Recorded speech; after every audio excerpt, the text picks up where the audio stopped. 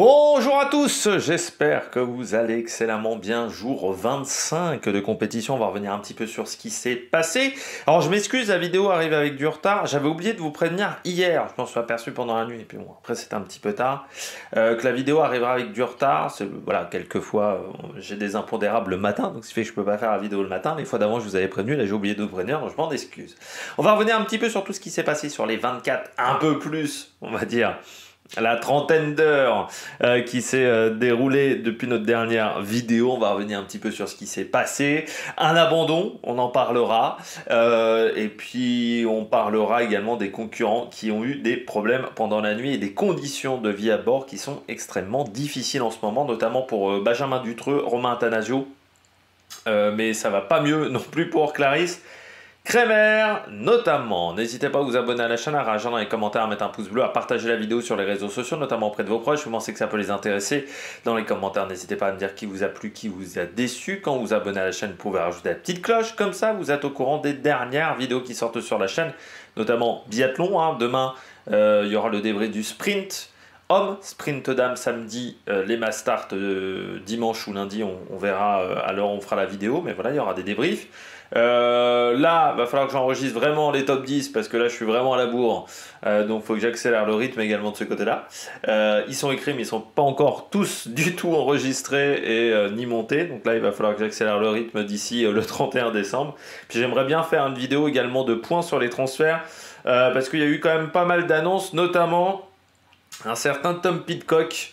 Donc on fera également une vidéo là-dessus sur les transferts parce qu'on n'en a pas fait depuis très longtemps.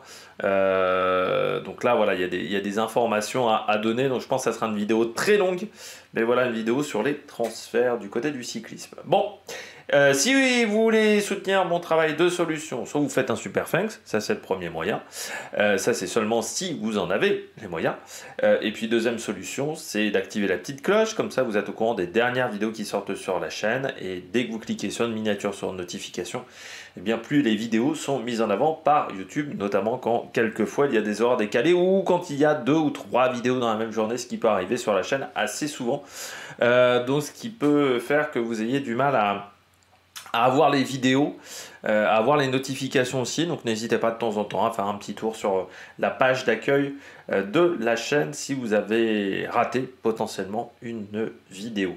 Bon, on commence tout de suite avec la météo. C'est difficile, même si Charlie Dalin est en train de faire une sacrée performance depuis 24 heures. C'est difficile pourquoi? Bah la dépression, hein. Pour les bateaux de tête, ça c'est la première dépression, elle est très costaud. Celle-là, vous voyez, hein, quand il y a du violet, c'est que c'est le pire, hein, le violet. Donc vraiment des conditions de mer qui sont difficiles. Il y a beaucoup de vent, ça c'est clair et net. Il y a aussi beaucoup de vagues, vous voyez, et le problème des vagues, c'est qu'elles sont pas du tout dans le sens des... En fait, elles sont croisées, c'est-à-dire qu'il y a des vagues qui arrivent d'un côté, des vagues qui arrivent de l'autre, ce qui veut dire qu'en fait, les bateaux, soit ils font... en fait, il faut s'imaginer, c'est comme si vous rouliez à 130, mais sur des whoops de motocross, sur des petites bosses de motocross. C'est un peu l'idée. Donc soit vous sautez, c'est-à-dire vous arrivez à sauter et donc à les prendre que par le haut, soit vous enfournez complètement et là ça fait des gros chocs, ça fait des gros arrêts buffets. C'est un peu ça en ce moment ce qui se passe pour les concurrents, donc c'est très dur d'avoir des vitesses stables, c'est très dur d'avoir les bons réglages au bon moment et on a tendance à avoir aussi des dégâts sur les bateaux parce que forcément on endommage parfois la structure des bateaux. Et c'est très compliqué d'avoir les bons réglages et en plus c'est très dur de régler vu que dans le bateau il n'y a pas du tout de stabilité, donc c'est très dur d'avoir une vie à bord autre que être on va dire sur son siège de veille et c'est déjà très compliqué notamment d'essayer de se faire à manger pour certains concurrents. Donc autant vous dire que pour essayer de régler correctement les voiles ou de descendre, remonter une voile, c'est pas très facile depuis 24-48 heures, on va dire, pour certains concurrents. Donc la situation de tête, hop, vous voyez, donc ce vent fort, avec beaucoup de mer. Pour le moment, il y en a deux qui essayent de passer par la voie sud, Charlie Dalin, vous voyez, et Sébastien Simon. Eux, ils ont du vent assez calme, vous voyez. mais la mer est déjà bien déchaînée. Charlie Dalin fait des moyennes là, sur les 24 dernières heures qui sont assez exceptionnelles. L'idée pour lui, c'est de tirer au maximum sur son bateau pour être rattrapé par la dépression plus tardivement, quand cette dépression aura notamment des vents un petit peu plus faibles, mais il va falloir encore cravacher et demain ça va être très compliqué je pense pour eux. Et demain il va falloir faire le don rond pour ces concurrents là. Vous voyez que par exemple au nord on est la dépression, ça avance quand même sur des bonnes moyennes, vous voyez sur les 4 dernières heures. Ça avance quand même si ça avance moins vite que Charlie Dalin. Mais là pour l'instant Charlie Dalin est poussé par le vent, ce qui n'est pas le cas pour eux, qui vont essayer d'éviter de se retrouver dans une zone de molle. Mais cette zone de molle, elle avance un petit peu aussi, hein, elle est poussée par les fameuses dépressions. Donc là vous voyez hein, cette anticyclone, cette zone de molle qui va avoir tendance à aller sur les coureurs de ce groupe-là. Notamment donc Leuven, Bayou, Ruyant notamment et Richomme pardon, qui vont se retrouver certainement à un moment dans de la molle, à part s'ils décident de descendre plus sud, sauf que s'ils descendent plus sud, ils se retrouvent de nouveau dans du vent fort. Donc c'est là où il va falloir avoir la bonne trajectoire, ce qui est loin d'être évident. Pas simple non plus hein, pour ce groupe-là, vous voyez, donc le groupe Boris Herman, parce que vous voyez, le vent est dur. Vous avez une situation là, on va dire d'anticyclone. Et derrière, vous avez la dépression des bateaux à dérive, celle que se prennent en ce moment les bateaux à dérive. Donc il y a une sorte de zone de conflit en ce moment où ils se trouvent. Et la zone de conflit, bah, elle est très dure. Je ne sais pas si vous avez vu les images de Clarisse Kremer dans son bateau, mais ça tape. C'est loin d'être évident et c'est encore pire pour Benjamin Dutreux et Romain Attanasio qui eux sont vraiment en plein milieu de cette zone de conflit entre ces deux systèmes, on va dire, météo. Donc là, c'est très très compliqué. Et vraiment, la mer est défoncée. Derrière, eh bien, on retrouve la bagarre des bateaux à dérive qui sont en train... Enfin, les premiers ont passé le cap de Bonne-Espérance et puis ceux qui commencent à être un petit peu distancés vont tenter de le passer. Le prochain sur la liste, c'est Guirec Soudé et Louis Duc qui vont tenter de passer ce cap de Bonne-Espérance. Là, ça va vite avec une mer qui est un peu plus... calme, elle n'est pas totalement rangée cette mer, mais c'est quand même un peu plus facile pour les concurrents de ce groupe-là, donc qui arrivent à aligner des bonnes moyennes, notamment Emma CSF, Isabelle Yoshke qui avait à un moment un bon rythme pendant la nuit. Donc dans ce groupe-là, derrière, bon, on est sur une dépression, vous voyez, pour Denise Vandenberg, eux, ils viennent de prendre leur première dépression et puis ils attendent la prochaine. C'est le cas également pour Jing Kunshu, alors que Salbois Verres, bah, lui, il est en train de contourner Sainte-Hélène dans des conditions qui sont pas exceptionnelles pour le moment. Donc il attend de nouveau la prochaine dépression. Mais qui va mettre un petit peu de temps avant de se former, donc il risque de rester dans de la molle, je pense, pendant 24, 48 heures, peut-être 36 heures, pour enfin avoir des vitesses un peu meilleures, on espère, du côté de Salbosch Verres, parce qu'en ce moment, c'est peut-être le concurrent le plus lent. Oui, en course, 176 000 seulement de parcouru, oui, ça doit être le plus lent pour le moment. On parlait des conditions de vie à bord, il y a eu quand même des statistiques assez exceptionnelles. Benjamin Ferret a maintenant le record de vitesse en 30 minutes, plus de 60 à l'heure. Et Pip Air a fait un pic à 39 nœuds, un pic de vitesse. Et Isabelle Yoshke également a battu le record en 24 heures de son bateau. Je rappelle, un bateau qui date de 2007, qui a déjà un Vendée Globe une grande partie de Vendée Globe dans la tête, parce que je rappelle qu'elle s'était arrêtée après le Cap Horn. Donc je peux vous dire que voilà, ça navigue extrêmement fort. On va commencer avec le deuxième abandon de la journée et le premier abandon de la journée, mais le deuxième de ce Vendée Globe plutôt. Louis Burton, vous voyez, il est désormais en grésier. Louis Burton, il va aller du côté de Cape Town, en Afrique du Sud. Deuxième problème sur son bateau, après le gros problème structurel qu'il avait eu, qu'il avait réparé. Cette fois-ci, c'est un problème au niveau du gréement, donc au niveau du mât. Donc un élément qui doit donc tenir la structure du bateau, parce qu'il disait que ça mettait en danger C'est ce qu'a dit le communiqué de Bureau Vallée. Donc il disait que c'était une pièce qui mettait en danger à la fois le navigateur et à la fois le bateau au niveau structurel. Donc peut-être une pièce qui avait déjà été fragilisée auparavant lors de cette grosse fissure au niveau du bateau, et peut-être que là avec les chocs répétés dans les fronts des mers du Sud, surtout qu'il était un peu plus au sud que certains de ses adversaires, donc techniquement avec une mer un petit peu plus compliquée, eh bien ça l'a mis en grande difficulté. Donc voilà, maintenant il repart vers Capton, abandon donc de Bureau Vallée, anciennement Occitane en Provence, donc il ne bouclera pas son deuxième Vendée Globe, mais il peut quand même être fier de la performance d'avoir réparé son bateau, Louis Burton, parce que c'était loin d'être fait. Vraiment, on était plutôt parti sur un abandon. Moi, dans ma tête, quand j'ai vu la fissure du bateau, je me disais, ça va être extrêmement compliqué à réparer. Donc je trouve qu'il a fait preuve d'abnégation. Bon, après, là, on n'a pas beaucoup plus d'informations sur le problème technique, mais ils ont tenté de réfléchir pendant 10 heures pour savoir comment réparer. Je pense que s'ils n'ont pas trouvé comment faire à terre, c'est qu'il n'y avait pas de solution. Donc voilà, peut-être une fragilité qui pouvait endommager le mât ou provoquer le dématage du bateau.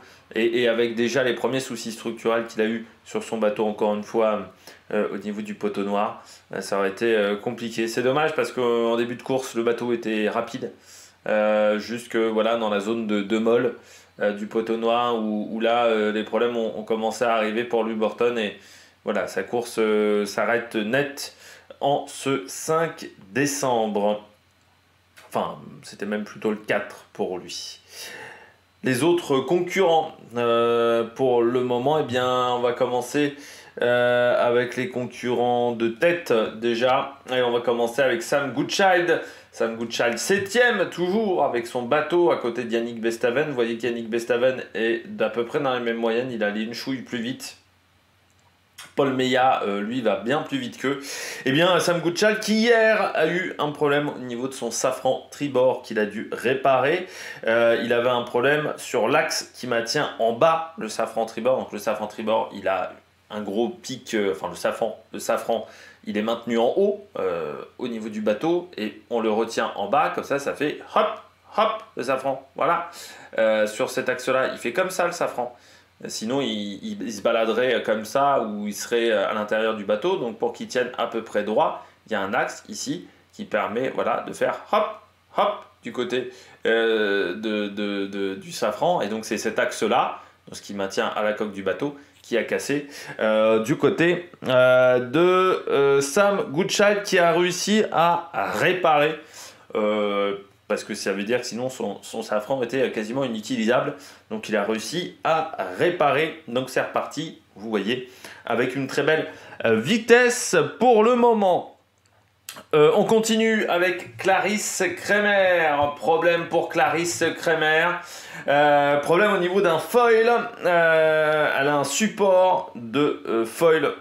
Donc au niveau du puits de foil, qui permet notamment de régler le foil, qui permet de rentrer, redescendre le foil aussi, bien il y a une pièce dans ce mécanisme-là au niveau du support, au niveau du foil, qui a cassé, et ce qui fait qu'elle n'a pas totalement réparé. Je ne sais pas si c'est réparable même, peut-être pas, ce qu'elle disait.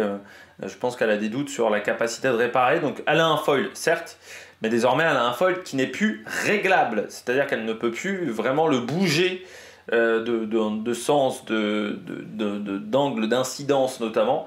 Ce qui veut dire que ça va être un problème dans certaines conditions de mer où il va avoir tendance à créer un frein hydrodynamique au bateau, et puis ça va être un problème dans certaines autres conditions où elle va se retrouver peut-être en survitesse, ce qui peut être dangereux pour Clarisse Kremer, qui était dans des conditions de mer difficiles, un petit peu dépitée. Voilà Clarisse Kremer, surtout qu'elle était surtout fatiguée parce qu'elle avait passé une nuit à réparer son bateau, et qu'en plus les nuits sont courtes en ce moment dans les mers du Sud. Les nuits durent 4-5 heures grand maximum, donc c'est vraiment très compliqué de bien se reposer aussi, parce qu'il fait toujours jour dans les bateaux. Et pourtant elle a un bateau qui est très noir, qui est très sombre, parce que son sponsor, l'Occitane en Provence, eh c'est une écriture jaune sur un fond noir, donc le bateau est assez sombre, mais même avec ce bateau-là très sombre, eh bien, elle arrive quand même à avoir la lumière du jour et ça la perturbe légèrement. Voilà, Clarisse Kremer, voilà, ce support de foil, on va dire, qui fait que le foil, lui, n'est plus réglable. Donc ça, c'est un peu compliqué. Puis en plus, c'est dans un endroit, voilà, au niveau du puits de foil, donc c'est pas toujours hyper accessible. Donc en termes de réparation, elle a réussi à mettre un morceau, on va dire, de bois, je sais pas comment on appelle ça, une sorte de tuteur géant, pour bloquer, voilà, vous avez une grosse masse de bois, une grosse barre de bois. Vous pouvez trouver ça chez Brico Dépôt côté bois, pour Clarisse Kremer. Ça, c'est des trucs pour faire pour faire des poteaux de, je sais pas, vous mettez des pancartes comme ça pour faire les poteaux de pancartes en campagne. Des fois, il y a ça dans les villages. Et ce genre de poteau là, vous savez qu'il doit faire une dizaine de centimètres de large. Du côté de Boris Herman, problème également au niveau de son foil. Alors, j'ai essayé de trouver de la pièce, mais c'est un petit peu compliqué, donc je vais vous dire le nom. C'est le vérin de réglage de rack. Donc c'est une pièce au niveau du foil qui permet, je pense, de régler le foil au niveau angle d'incidence, je pense. Donc ça a cassé, il a réussi à le réparer, Boris Herman. Donc il a 2 foils opérants, mais forcément ça lui a coûté un petit peu de temps à Boris Herman, cette réparation. Donc voilà, c'était un petit peu compliqué de ce côté-là. On redescend un petit peu dans le classement avec désormais Benjamin Dutreux. Benjamin Dutreux, pour vous dire que la mer est vraiment défoncée pour Benjamin Dutreux et Romain Attanasio.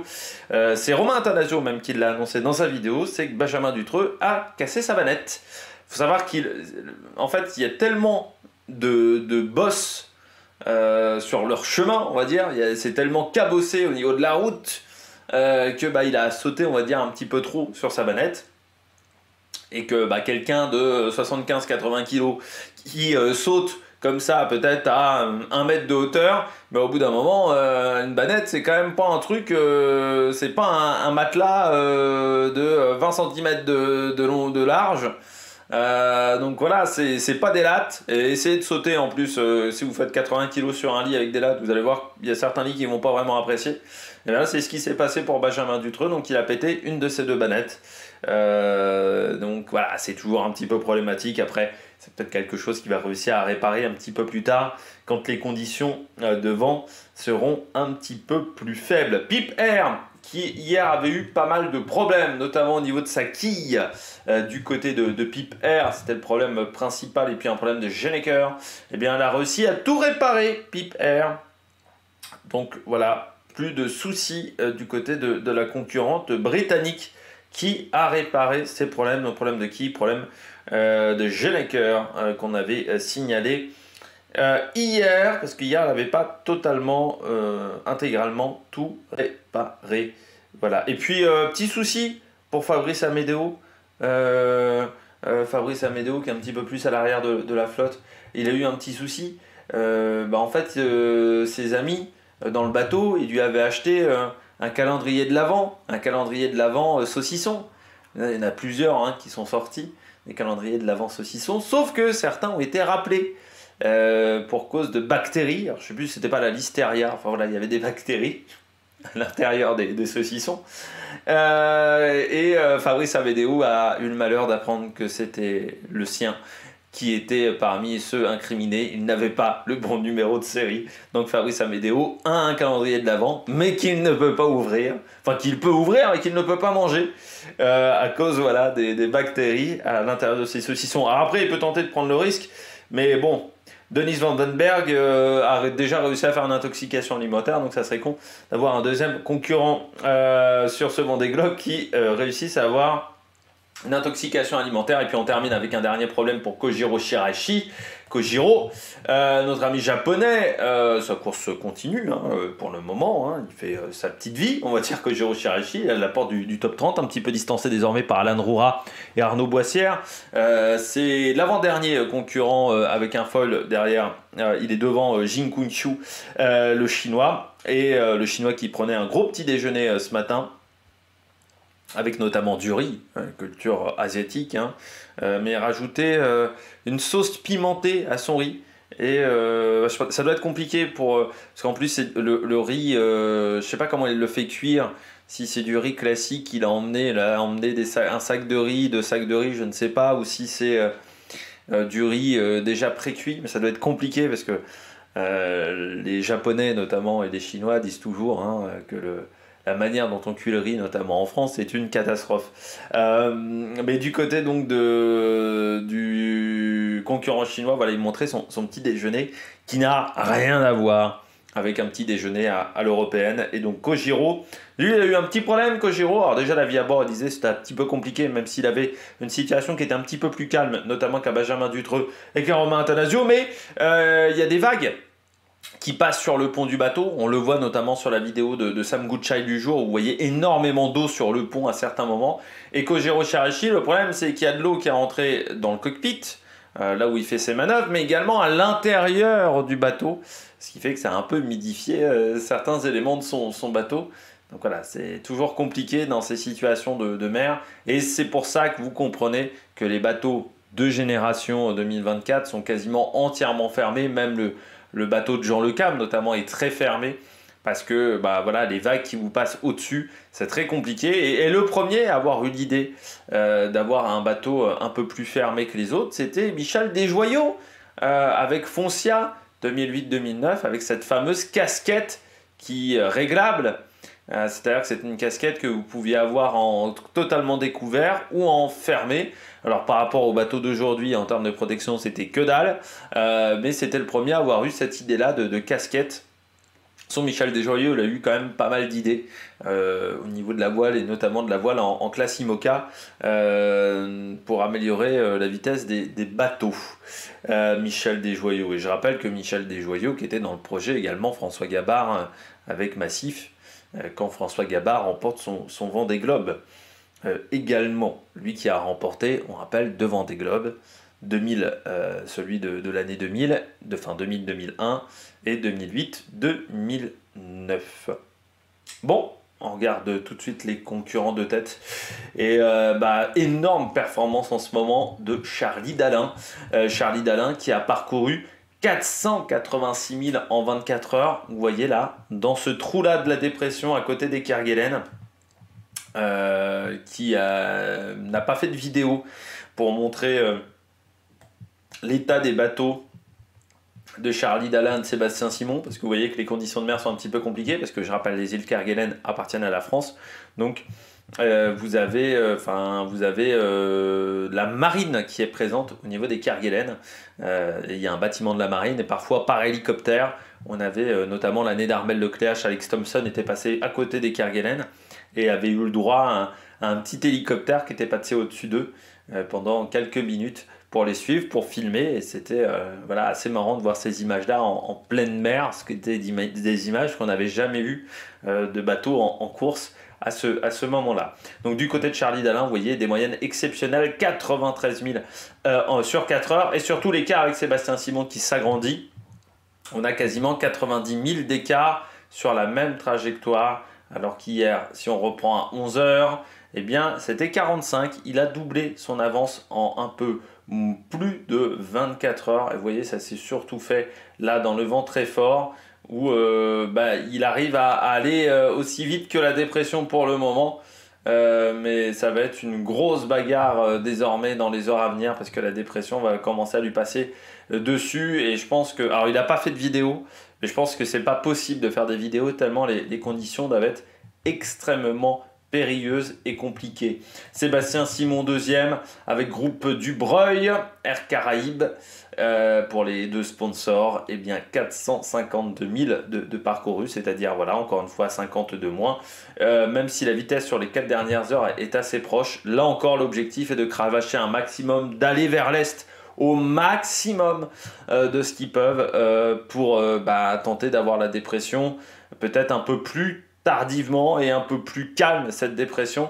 Mais il le disait très bien Charlie Dalin ce matin en interview, il a envoyé un communiqué, un texte, parce que je pense que vraiment là c'est compliqué pour faire des vacations dans des conditions sereines.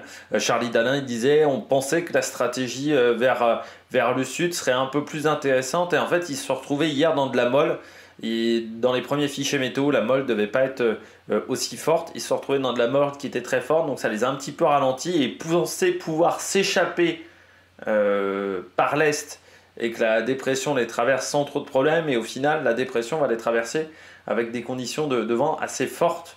Donc ça va pas être l'idéal. Et c'est vrai qu'encore une fois, des concurrents se sont plaints des fichiers météo. C'est même ce que disait Clarisse Kremer, elle disait il y a des fichiers météo qui font que ces prévisions de course, son routage n'est pas du tout fiable. C'est-à-dire qu'elle peut même pas se fier à son routage, puisqu'elle disait que sa polaire devait pas être si bonne que ça. Donc la polaire, c'est, on va dire, c'est les points de performance du bateau, on dirait d'un Grand Turismo 4. C'est un peu le niveau qu'a le bateau. C'est-à-dire, quand vous possédez un bateau, vous essayez de faire une polaire. C'est de savoir les capacités du bateau. Voilà. Et chaque concurrent a une polaire différente, mais ça permet de faire du routage. Si vous n'avez pas de polaire, vous ne pouvez pas faire un routage précis. Et le problème, c'est ce qu'elle disait Clarisse Kremer, c'est que sa polaire n'étant pas fiable, eh bien, son routage n'est pas correct. Et en plus, les prévisions de routage n'étaient pas bonnes pour elle. Elle essaye de trouver des solutions au niveau de son routage. Donc, elle a décidé de diminuer sa polaire. Donc, de faire croire que son bateau est plus faible pour tenter de voir si elle arrive à mieux maintenir ses vitesses. Parce qu'elle disait la polaire, elle arrive parfois à la maintenir, mais souvent, elle est en dessous des vitesses de la polaire. Donc, c'est presque une polaire, on va dire, un petit peu irréaliste. Bon, du côté de Johan Richomme, troisième pour le moment, donc sur une voie beaucoup plus nord avec Thomas Ruyant. Ça a été quand même vite pour Johan Richomme. Vous voyez, 459 000 contre 421 pour Thomas Ruyant, c'est-à-dire qu'il est allé un petit peu plus vite. On va regarder même la distance entre les deux sur les 24 dernières heures. Là, c'était hier 11 heures. Vous voyez, les deux sont assez proches à ce moment-là. Quand Johan Richomme a rejoint la route de Thomas Ruyant, on est à une quarantaine de milles d'écart. Et là aussi, l'écart s'est agrandi car Thomas Ruyant a décidé d'aller un petit peu plus nord que notre ami Johan Richomme qui a décidé de nouveau d'empanner et là de faire un bord pour tenter d'avoir le vent portant au maximum. Et là, il va falloir cravacher maintenant pour éviter que derrière, s'ils arrivent à passer la situation sans trop d'encombre, eh bien qu'ils s'envolent. Vraiment, parce que vous voyez, il y a quand même 450 000 d'écart, ce qui veut dire une journée de navigation, grosso modo. Donc il va falloir un petit peu accélérer le rythme. Derrière, toujours ensemble, Nicolas Luven et Jérémy Bayou. Vous voyez que Luven a déjà changé de trajectoire. Bayou était monté un petit peu plus au nord. Non, les deux étaient sur la même trajectoire jusqu'à maintenant. Et là, Nicolas Luven repart un petit peu plus nord que Bayou, qui essaye d'avoir une route beaucoup plus directe. Bayou, c'est quand même 355 000 de parcouru. Luven, 348. Donc, vous voyez, vraiment, les deux sont à des niveaux extrêmement proches. Sam Gouchai, malgré ses petits problèmes techniques, eh bien, 367 000 de parcouru. Alors, il est à la fin de ce système météo avec Paul Meillat et Yannick Bestaven. Paul Meillat qui a gagné une position désormais 8e avec quasiment 400 000 de parcouru. Donc, vous voyez que peu de bateaux ont été en capacité de faire ça. Ça veut dire que ça va vite du côté de Paul Meillat. Pour Sam Goodchild, eh bien, il voit Yannick Bestaven. Toujours les deux sont toujours aussi proches. Et puis, il voit surtout les deux, Paul Meillat, se rapprocher et repasser devant. Lui qui est sur une route un petit peu plus sud avec un petit peu plus de vent. Et surtout, ça fait depuis quelques jours qu'il est dans cette dépression. Paul Meillat, c'est le premier à avoir attrapé le vent. C'est le premier à avoir été rattrapé par la dépression. Et il s'en est très très bien servi, Paul Meillat, pour réduire un petit peu son écart avec le top 5. Donc là maintenant il est à 100 000, 120 000 du top 5, ce qui n'était pas du tout le cas il y a encore quelques jours. Donc il a bien utilisé la dépression, parce que si on remonte à quelques jours en arrière, vous voyez quand il a commencé à être dans la dépression, il avait perdu beaucoup de temps. Paul Meillat, vous voyez, donc cap de Bonne-Espérance. Quand il passe le cap de Bonne-Espérance, il perd beaucoup de temps, donc les autres s'échappent. Mais en fait, après, là, voilà, quelques situations un petit peu compliquées à gérer. Il est tombé dans de la molle. Mais l'avantage, c'est que tout le monde est tombé dans de la molle. Lui, il est resté un petit peu moins longtemps. Pourquoi? Parce que vous voyez, la dépression qui était là, il y a encore 3 jours, eh bien, l'a rattrapé. Et depuis, elle le pousse vraiment. Vous voyez, elle le pousse, elle le pousse, elle le pousse, elle le pousse, elle le pousse, elle le pousse, elle le traverse. Mais elle n'était pas encore trop puissante à ce moment-là. Et il est poussé par la dépression. Là, il s'est retrouvé dans du vent un petit peu plus fort. Mais en fait, c'est quand elle a accéléré qu'elle est partie devant lui. Donc, c'était vraiment la situation idéale pour Paul Meillat au niveau du vent. Justine Métro, alors eux, ils sont dans une zone de transition, ils doivent contourner donc un anticyclone, une zone de molle, avec Boris Herrmann et Clarisse Kremer, et pour l'instant ils passent par le sud, alors que Samantha Davis tente elle de passer un petit peu plus nord. On va voir qui aura la meilleure trajectoire entre les deux dans ce groupe-là, mais vous voyez que ce groupe-là qui avance moins vite, 300 000 pour Métro, 367 pour Boris Herrmann malgré sa petite casse, 360 pour Clarisse Kremer malgré sa casse, et ça va plus vite que Samantha Davis pour le moment. On passe à Benjamin Dutreux, j'ai eu un petit souci d'enregistrement. Du côté de Benjamin Dutreux, eh bien, vous voyez la situation pour le moment. Ça va vite pour Benjamin Dutreux, 415 000, 421 pour Romain Attanasio. Vous voyez, avec des grosses moyennes sur les 4 dernières heures, notamment pour Romain Attanasio qui revient bien sur Benjamin Dutreux. Les deux sont assez proches. Donc ils arrivent à communiquer l'un avec l'autre. Et c'est vrai que c'est vraiment eux, je pense, qui ont les situations pour le moment de mer les plus compliquées. Ça va être le cas bientôt pour Charlie Dalin, mais ils sont dans une mer défoncée. Damien Seguin a montré un petit peu de l'extérieur aussi les conditions, 416 000. Et Pipe Air, 483 000 de parcouru, c'est aussi assez exceptionnel.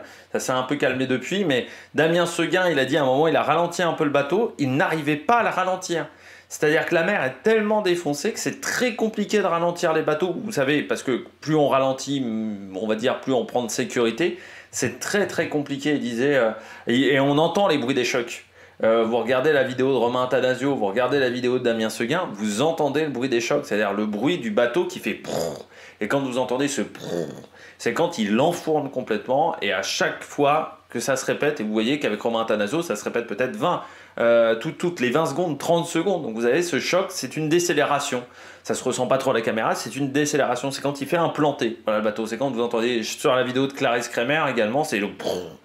Et c'est ce bruit un peu rauque, je le fais pas très bien, mais qui représente, on va dire, un petit peu ces difficultés pour le moment dans les mers du Sud. Donc vous voyez, c'est le cas pour Benjamin Dutreux. Romain Attanasio, Pipe Air, donc à tout réparer, ça va pas mal. Damien Seguin et puis Isabelle Diochke, des grosses vitesses pour Isabelle Diochke qui va quand même à 316 000, même si Jean Le Cam en ce moment se rapproche, 325 000 en 24 heures, c'est encore pas le concurrent des bateaux à dérive qui a fait le plus de 1000 en 24 heures, parce que c'est Tanguy le Turquet qui est même passé devant Jean Le Cam. C'est désormais Tanguy le Turquet sur Lazare qui est le premier des bateaux à dérive.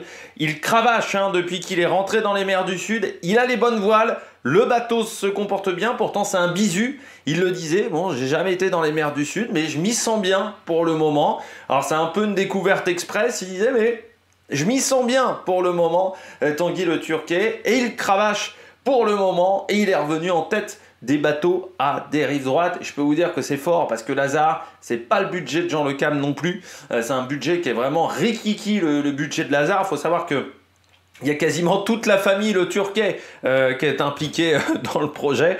Il y a sa sœur notamment qui était dans le projet. Donc voilà, ils doivent être, je sais même pas s'ils sont 7-8. Je suis pas sûr qu'ils soient tous payés, très clairement. Il doit y avoir du bénévolat. Mais pour le moment, ça se passe extrêmement bien pour Tanguy le Turquet avec Lazare. Lui qui avait eu une route du Rhum l'année dernière. Extrêmement compliqué, avec ce trou dans la coque quasiment un jour après le départ, qui avait dû réparer, qui avait fini la course juste avant la fermeture de la ligne d'arrivée et qui était reparti dans l'autre sens pour le retour à la base.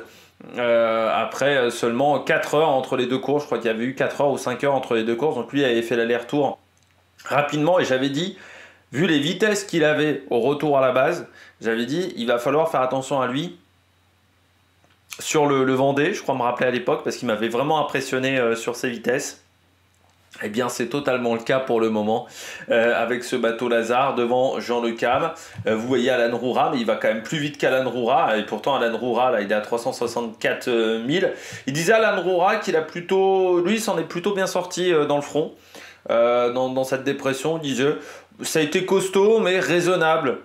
Du côté, voilà, c'était un peu l'idée de ce que trouvait Alan Roura dans cette situation-là des mers du Sud. Donc, voilà, c'était plutôt pas trop mal. Et puis Jean Le Cam, Alan Roura et puis Benjamin Ferré, donc qui a le nouveau record de vitesse sur 30 minutes, on y reviendra derrière. Et puis Giancarlo Pedoté également dans ce petit groupe-là avec Arnaud Boissière, avec Violette d'Orange également, qui disait que là, elle avait eu peur avec cette première grosse dépression. Et c'est normal d'avoir peur parce que c'est vraiment des conditions pas habituelles. C'est pas des conditions du tout qu'on retrouve dans l'Atlantique.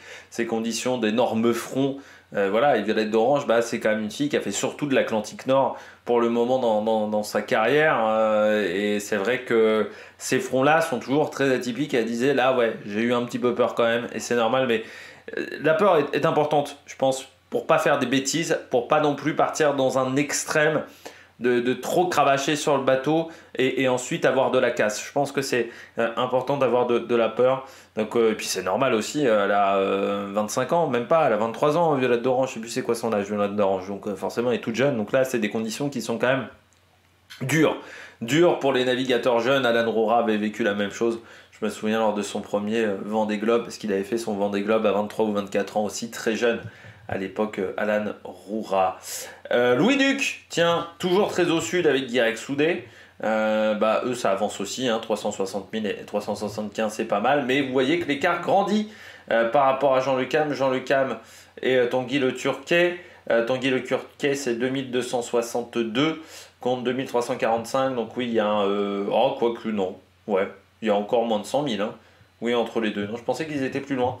Bon, il y a encore moins de 100 000, donc oui, ils sont encore à une trajectoire qui est raisonnable. Puis vous voyez Kojiro qui est aussi beaucoup plus sud, comme Antoine Cornic, mais depuis le début des mers du Sud, il est plus au sud que ses concurrents depuis les 40e rugissants, Antoine Cornic. Et puis on retrouve ensuite derrière Oliver R, qui a perdu un petit peu de rythme, comme Eric Bellion, qui ont perdu un petit peu de vitesse par rapport à leurs concurrents directs, qui ont un peu du mal à suivre, parce que devant ça va vite. C'est pareil pour Conrad Coleman, alors que Sébastien Marseille également avec son Foussier, qui est l'un des bateaux les plus âgés, ça va vite encore du côté du classement. Et donc voilà, on revient ensuite au dernier, Denis Van Venberg, Manuel Cousin aussi, Fabrice Amédéo qui disait mon objectif c'est de finir, déjà pour la recherche scientifique.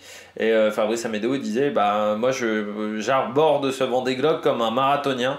Donc je pars, on va dire, je fais la course à mon rythme. Et puis ensuite, on verra si à la fin on peut gagner des positions ou pas. Mais mon objectif, c'est de faire ma course à mon rythme. Kojiro, Jinkunchu, pardon, 267 000 de parcouru en 24 heures. Et puis donc Salboche Verret, c'est toujours le concurrent qui parcourt le moins de 1000, 177 seulement sur les 24 dernières heures. On regarde un petit peu les différentes statistiques. On est toujours en retard par rapport au record, ça ne bouge pas. 589 000, on a un petit peu repris d'avance pour Charlie Dalin qui a quand même fait une grosse moyenne sur les 24 dernières heures, mais là les conditions difficiles ne vont pas aider pour Charlie Dalin qui a désormais, alors non, j'ai pas le bon chiffre par rapport à Salboche Verès parce que j'ai le chiffre. Voilà, l'écart par rapport à Salboche Verès a dû grandir un petit peu parce que désormais il y a 4 598 000. Donc ça a dû grandir un petit peu. Et puis du côté des statistiques sur les 24 dernières heures, donc Benjamin Ferré qui a largement amélioré sa vitesse. 32 nœuds 68, c'est-à-dire 60 km/h, c'est-à-dire 4 nœuds de plus, 4 nœuds et demi de plus que Sébastien Simon, ce qui représente quasiment 8 km/h. Plus de 8 km/h d'écart de vitesse entre Benjamin Ferré et Sébastien Simon. On retrouve ensuite Johan Richaume, Charlie Dalin. Et dans ce classement, il y a aussi Pip Air qui est rentré dans ce classement en 10e position avec un pic pendant 30 minutes à 47,36 km/h, c'est-à-dire quasiment 25 nœuds, plus de 25 nœuds et demi de moyenne. Du côté des vitesses qui a parcouru le plus de 1000 en 24 heures, eh bien c'est Charlie Dalin. 900 km de parcouru, c'est-à-dire 486 000. C'est mieux que Pip Air, qui est deuxième de ce classement, avec une grosse moyenne de 483 000 devant Johan Richomme, Sébastien Simon 4e et Romain Athanasio. On retrouve ensuite Thomas Ruyant, Damien Seguin, Benjamin Dutreux, Paul Meillat. Et pour finir, Tanguy Le Turquet, 10e de ce classement, mais premier des bateaux à dérive droite. Eh bien, j'espère que vous avez aimé cette vidéo. Demain, on se retrouve à midi, la horaire habituelle, pour faire, enfin à midi, plutôt midi et demi, entre midi et demi et 13h, voilà, pour la mise en ligne de la vidéo, comme d'habitude. N'hésitez pas à vous abonner à la chaîne, à réagir dans les commentaires, à mettre un pouce bleu. Allez, ciao ciao sur la Mec Production.